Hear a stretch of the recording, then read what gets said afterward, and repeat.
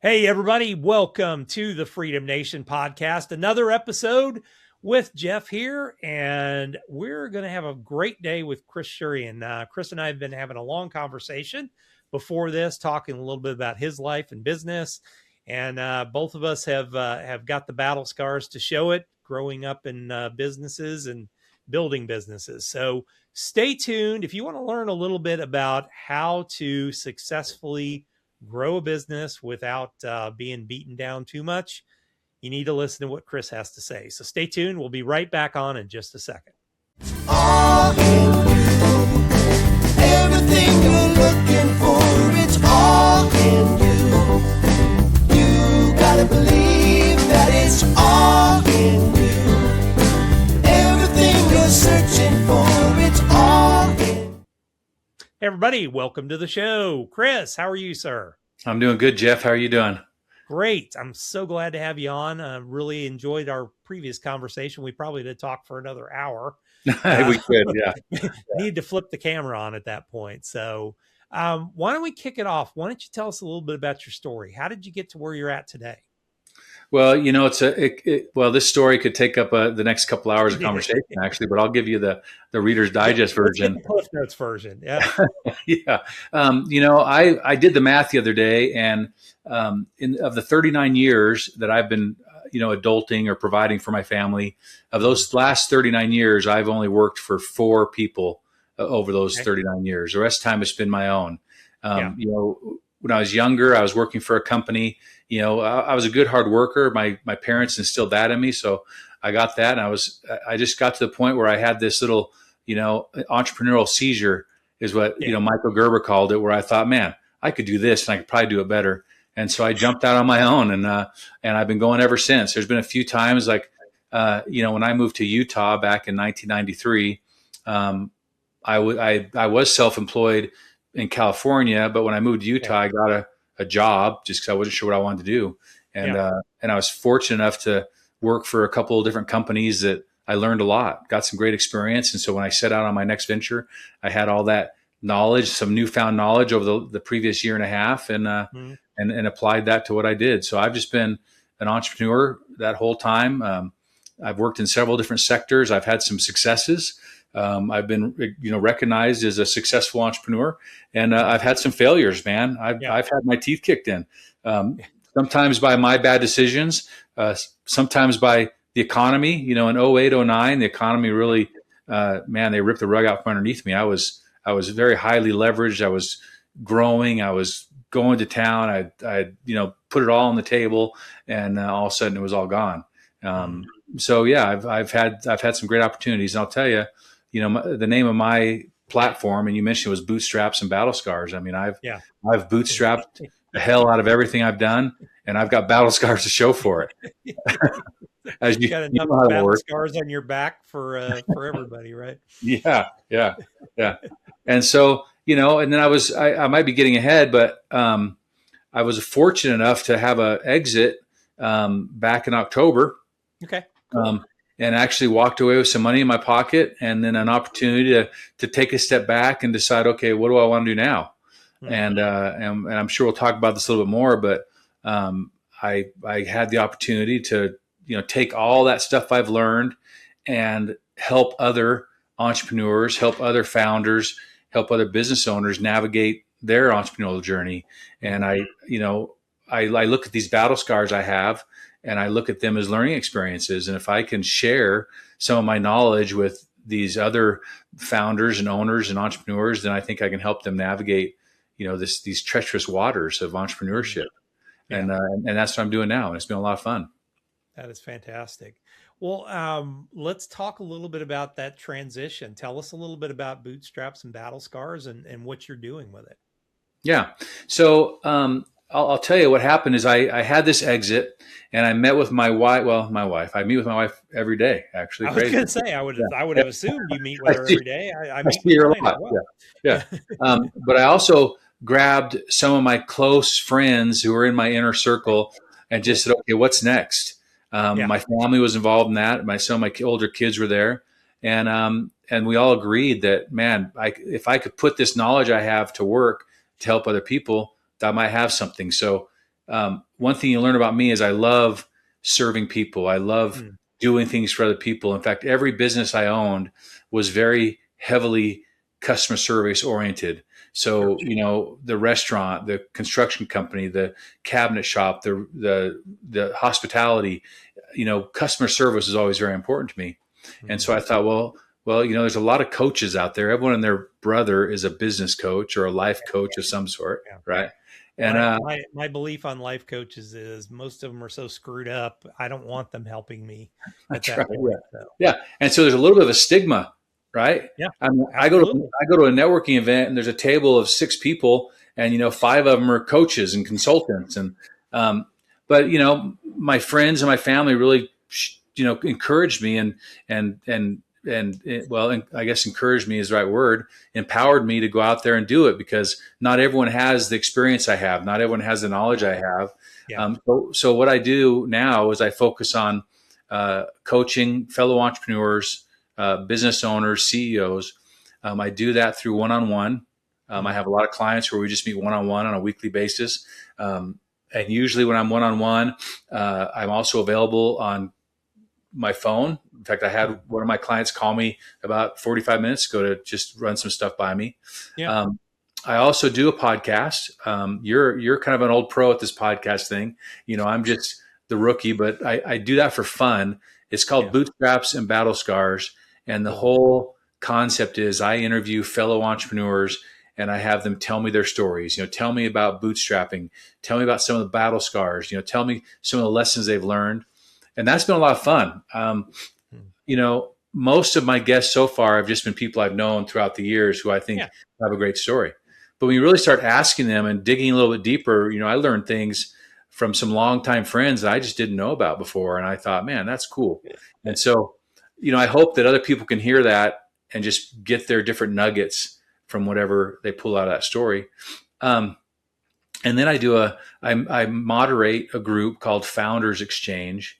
With a very highly disciplined peer network, or not a network, a peer mastermind group. So, and I say highly disciplined because there's some pretty serious rules on how we interact within this group. And I do that so that an entrepreneur, a business owner can come to a safe place where they don't feel judged. They feel like they can actually talk about some of the hard stuff. Yeah. Jeff, you're a business owner. And that there are some things that happen or some things we have to deal with that you just can't talk to anyone about, right? Yeah. I mean, it's lonely because you can't talk to an employee about it, because then they're going to freak out because. Yeah. And, that's why they say it's lonely at the top, right? Yep. I mean, it is. So we create this group. We have about 8 to 10 members in each group. And there's rules like, you have to be committed. You can't just miss meetings. You have to be there every month.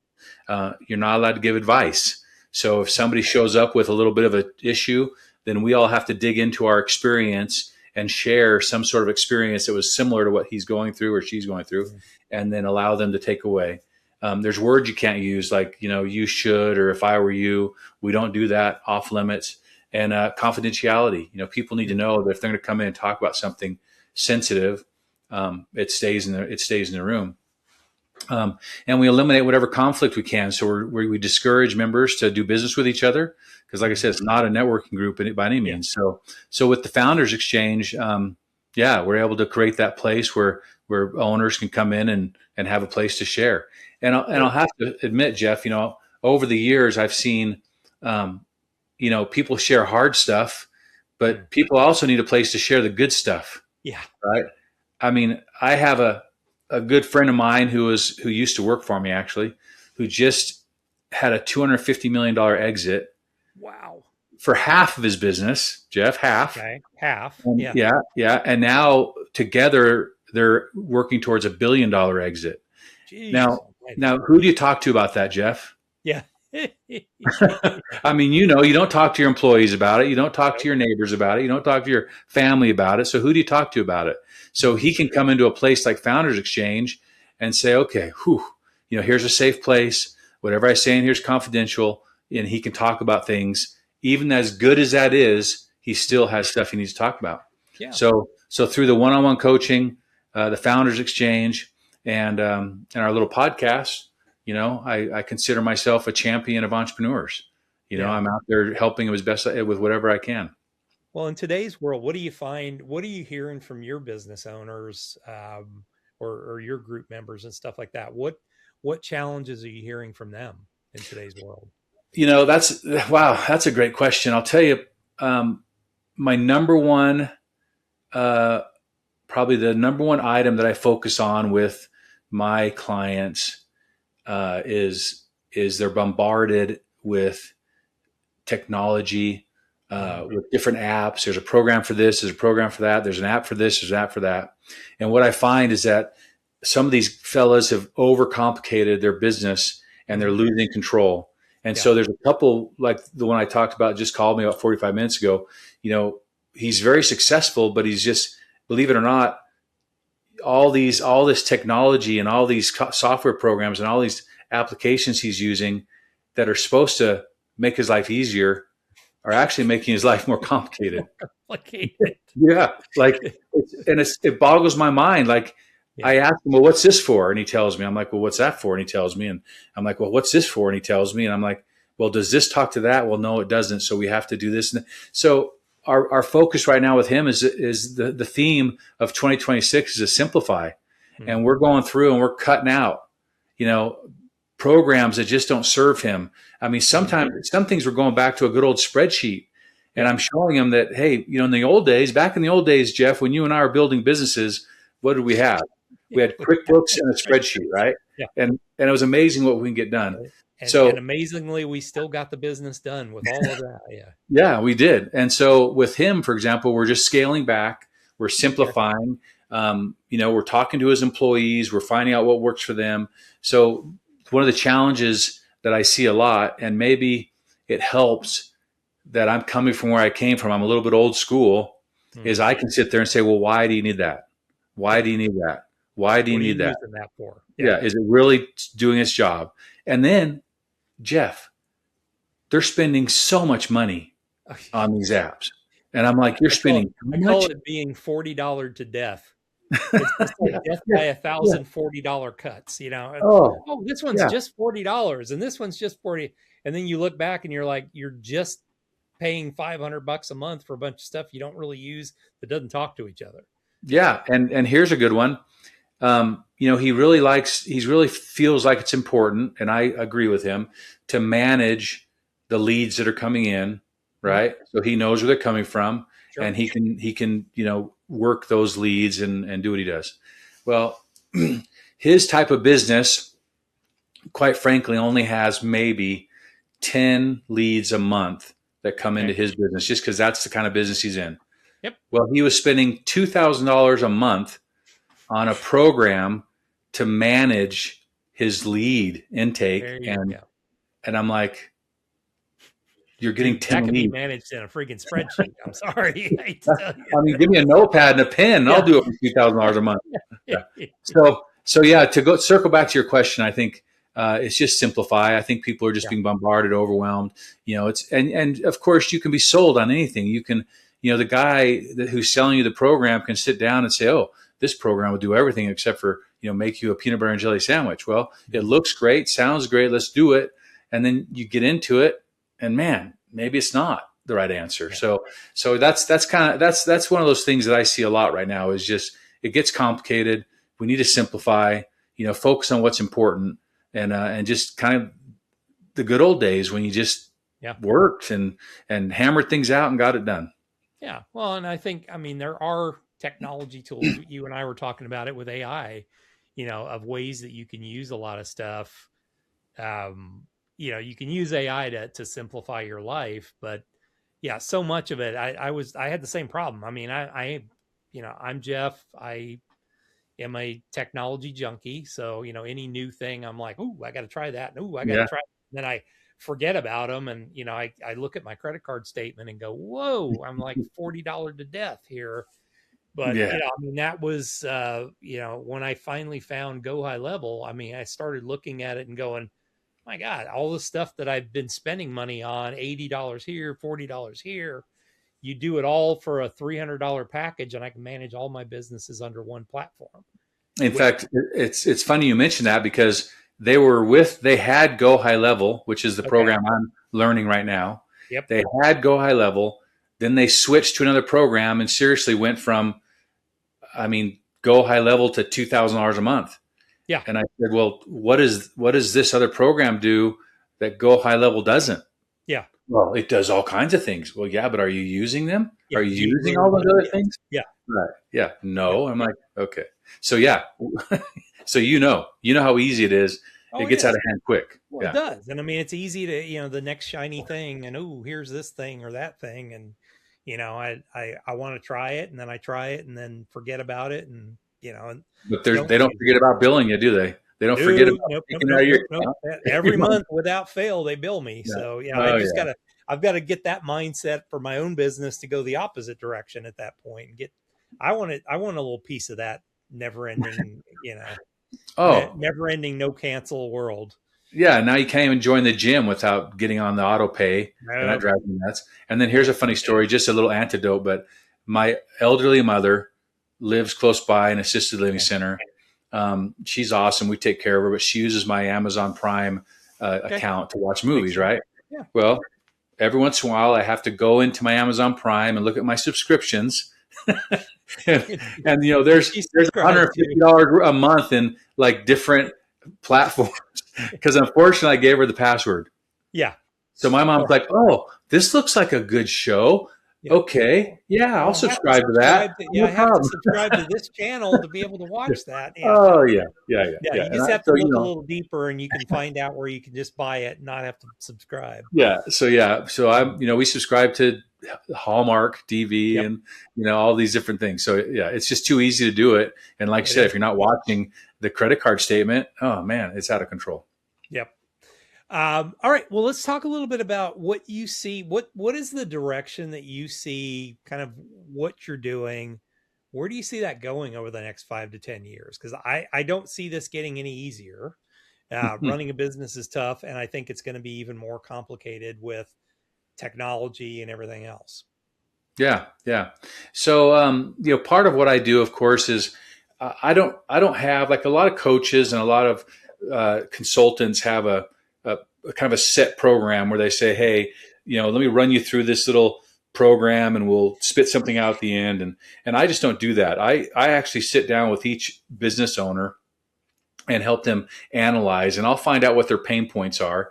And then another thing I do is I'll actually sit down with all their employees and their stakeholders. So for example, employees, if it's a contractor, I'll sit down with some of their trade contractors. I'll meet with some of their customers, and I can do an interview process, which allows me to identify some opportunities that the owner isn't even seeing. Because as owners, we get into tunnel vision, right? And so one of the things I have going for me that I think is that I'm not just locked into, we're going to work on this segment of your business. I'm going to do an analysis of the whole package, and then we can identify the areas we need to work on, and that allows flexibility, right? So, whatever his pain point is, I can get on that and I can help him work through it, but then I can also help him identify things that he may not be aware of, and so I think that going down that road once again allows me the flexibility to help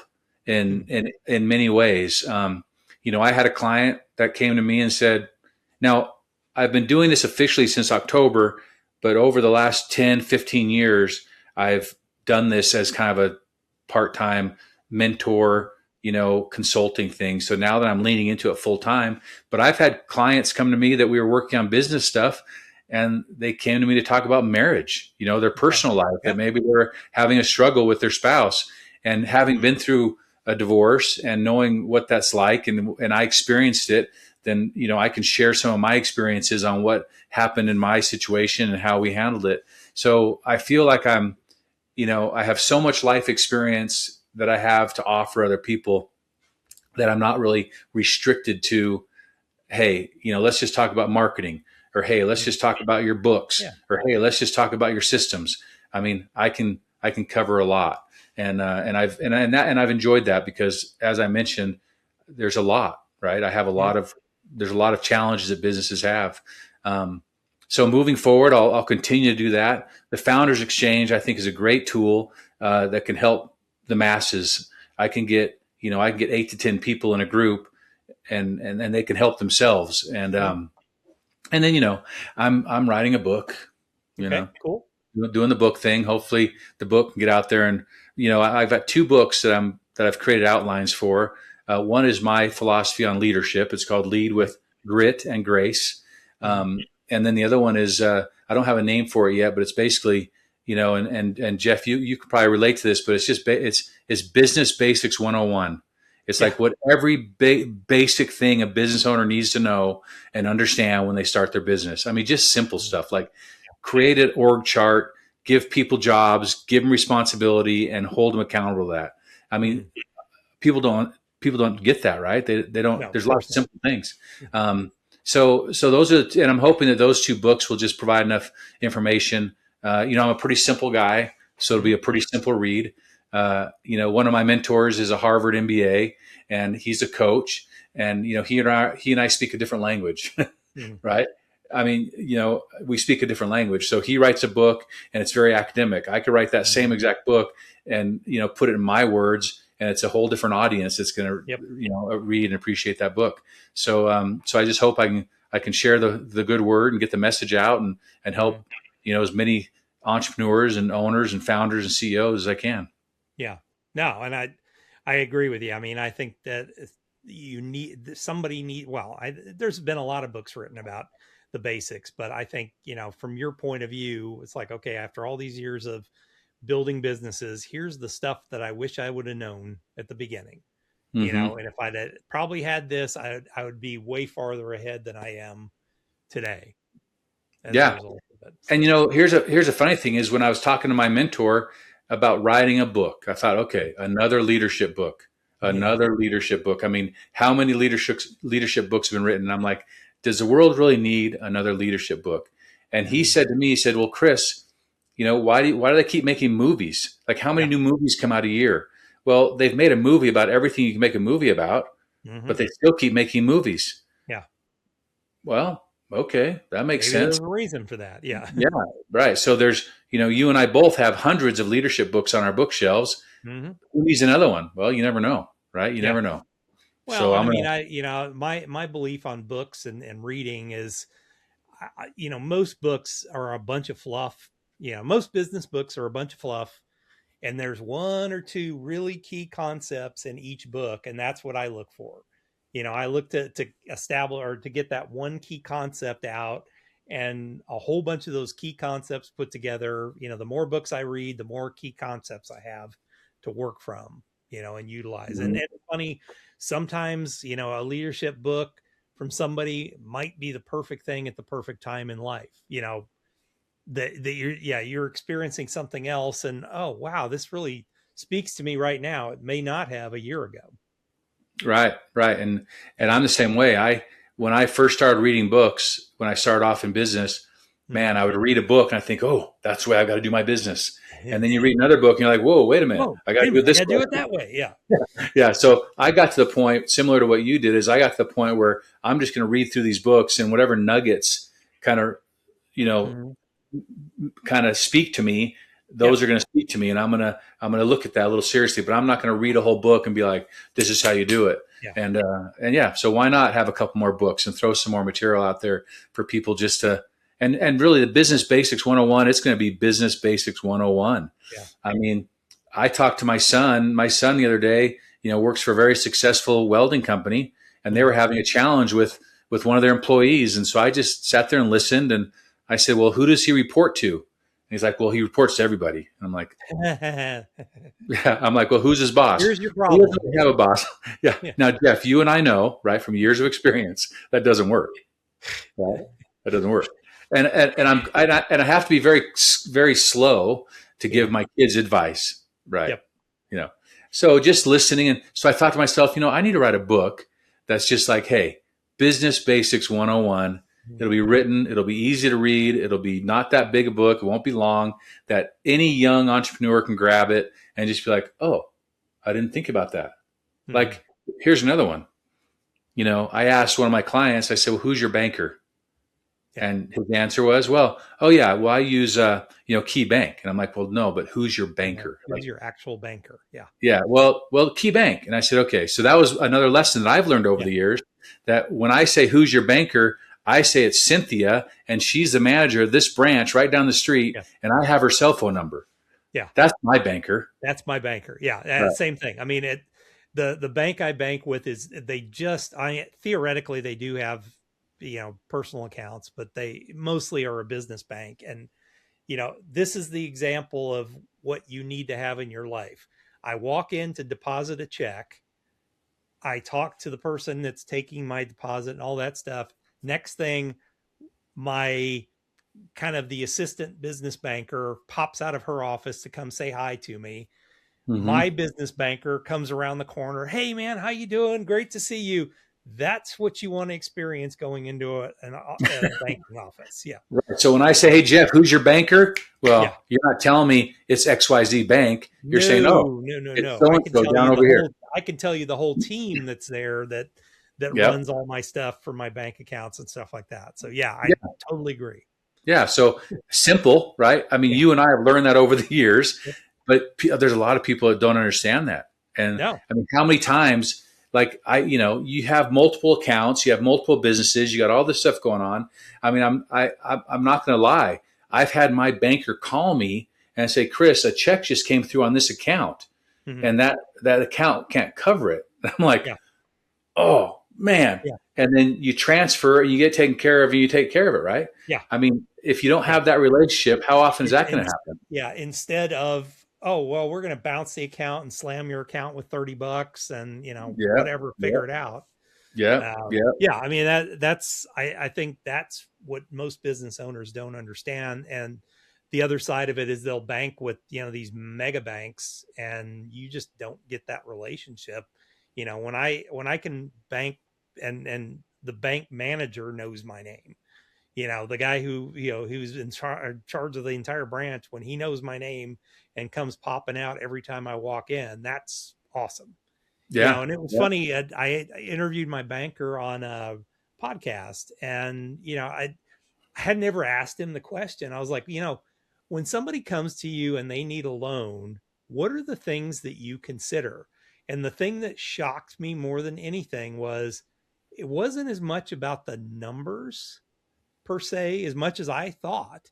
He was like, well, I want to understand how you treat your customers. I want to understand how you treat your employees, and I was like, wow, that completely blew me out of the water. Cause I'm like, I would have thought, hey, it was just about the numbers, but I mean, my first successful business, I had to get an SBA loan, and nobody was willing to bank me. And finally found a banker that was as crazy as I was. And, he saw the vision, and, and how much easier was it when you knew the banker and the banker was working for you? Absolutely.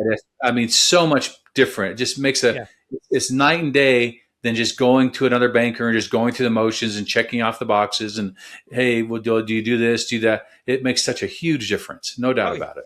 Yeah. Yeah. So, I think the business basics book, I think, is an absolute must for that. And that kind of advice, because most people, they'll talk about, setting up accounting and all that, but they don't talk about those kind of relationships that make your life. I mean, it makes your life a lot easier later on. You might be able to bootstrap at the beginning, but at some point you're going to need your banker, and you need to know them really well, and they need to know you. Yeah. Yep. And, and even when we get to the point in our careers where we're having success, we're cash flowing, we've got money in the bank. Well, you still want to have that banker on your team for whatever reason. You know what I mean? You just do. And I think that's kind of the give and take. I think the bankers, I imagine they probably feel the same way. If we were interviewing bankers, they'd probably say, well, yeah, we're going to help out the young entrepreneur because we're going to do whatever we can to help them be successful, because it comes back around, right? It comes back around. I did a big project a few years ago where we had to raise about $10 million for some construction. And the bank I was working with was, same thing, a little smaller regional bank, but they were being very aggressive, and they really want to grow their portfolio. And so they said, yeah, let's talk about it. And I learned a lot about it. Like, for example, the banker was very honest with me and said, Chris, can you move some of your accounts into our bank? Because having more accounts, there's like a math formula. Like we can lend more if we have more.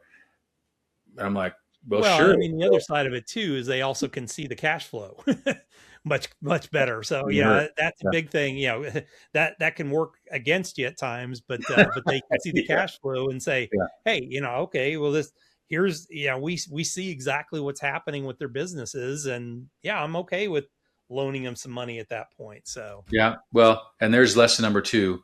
You know, on one side of my mouth, I'm saying, you know, bank, have a relationship, but I'm also a big fan of having multiple banks that I have a relationship with. You know, I think it's just smart, right? That's just a thing I've done over the you know, I years. think the thing with banks is too, I mean, each of them kind of has their own appetite for certain things, That is you true. know, and there may be a project that you're working on where, you know, I think the important thing is you got to understand how banks work, and you have to understand the banking rules.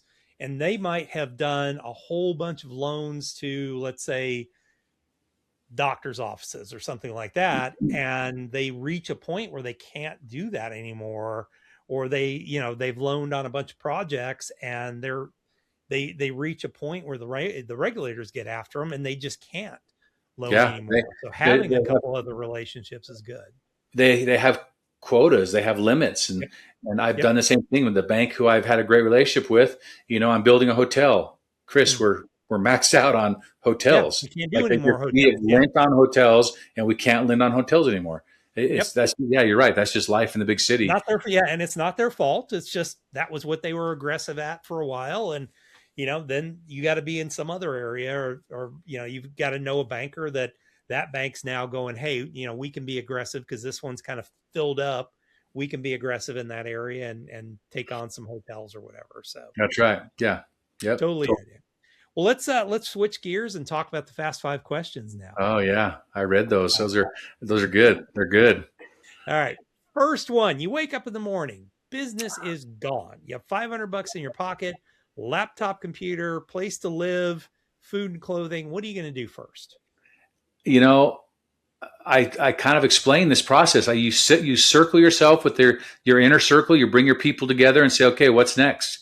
And I did that. You know, back in October, it wasn't dire, but it was just the same idea. You get your people, you circle the wagons, and talk about what's next and get after it. Yeah, love it. I absolutely love it. And you didn't even have to spend $500 to do that, besides buying them drinks. Well, right, that's right. And probably one of them is going to buy the drinks anyways because they're a friend. You know. Yeah, exactly. What's the biggest business mistake you've ever made? Oh man, you know, I read through these before we got on, and I'm not going to lie, they were a little tricky. But I think the one that resonates the most is not going with my gut. Okay. Several years ago, I made some very big decisions that I just knew in my gut weren't right, like hiring certain people and aligning myself with certain people, and I didn't follow my gut, and man, did it come back and bite me in the butt big time. Yeah. So listen to your gut. It's amazing how your gut knows things. Heard that more times than not, and I have the ability to see more in people than they see in themselves. So as one of my early interviewees on this show put it, you know, thinking you're hiring eagles and end up hiring turkeys. So you know, it just And it hurts. It hurts. it does. What's a good book that you'd recommend for our audience? Well, the very first book I ever read about businesses was The E-Myth by Michael Gerber. Yep. The first one was published in 1986. I still have it. I once in a while I flip through it, but that's where, you know, I learned about, you know, why you build a business, how you build a business, and no matter really what the why is, it's all the same. If you want to be successful, you have to do certain things to make your business work properly. And so, E-Myth by Michael Gerber is a great, you know, simple starter book. I love it. Absolutely. What is a tool that you use in your business every day that you might recommend? Well, we just talked about all these apps and all these complicated things, but I'll be honest right now. AI. I've learned. I knew of AI for the last several years, but it wasn't until probably last October, November that I really just dove in to Chat GPT and have really learned a lot about it and what it can do for me. I've uploaded who I am to Chat GPT, so it speaks my language. It writes the way I write. So yeah, I'll say right now, yeah, AI has been a huge tool for me. Yeah. I mean, that was the thing at the beginning that took a long time to do, was getting it to learn what I call Jeff Kikel style, and That's so right. now all I have to do is say, hey, I need you to write this in Jeff Kikel style, and it'll spit it out, and it'll be literally as good as I would have written it, probably better, because I wouldn't have sat there and, I wouldn't have thought of it as comprehensively. I would have been bouncing around like Yeah. Kansas City, what, from an old movie that I love. So, uh, what is your definition of freedom? Okay, freedom. Do what I want, when I want, and how I want. Okay. I know that's pretty cliche, of course, but having financial freedom, having the ability to just do and go. I've always been a big fan. Early on, one of the books I read was The Millionaire Next Door, which talks about living below your means and living within your means and not overextending yourself so you can enjoy life. I've always been a I work to live. I don't live to work. And so that's allowed me to enjoy life with my family, enjoy life with my spouse, enjoy life just me personally, and not be just a slave to my job and a slave to the work. And so for me, when you ask me what freedom is, I look at that whole big picture. I say you build a life, you build a business, you build these things so you can actually enjoy life and do what you want, when you want, and how you want to do it. And don't wait. You don't wait till you're 65 and retire and go enjoy life. That's bullshit, pardon my language, but that's fake. That's fake news. You can't do it. So my advice is you start now, you start in the beginning, you set aside time, you enjoy your life. The business will follow, the business will mold your life and live it that way. And that's freedom, in my opinion. Well, and structure the business to where you can do that. I think that's the problem, is most people don't think about how they structure a business. They'll put themselves in a situation where it's like, okay, well, there's no way on earth you'll ever have freedom with that business, because you've built this incredible prison with the worst warden that's ever existed. Yeah. And like you said, if you structure it from the beginning, that this is how you're going to build your business, and this is when I'm available, and this is when I'm not available, the business works following those parameters.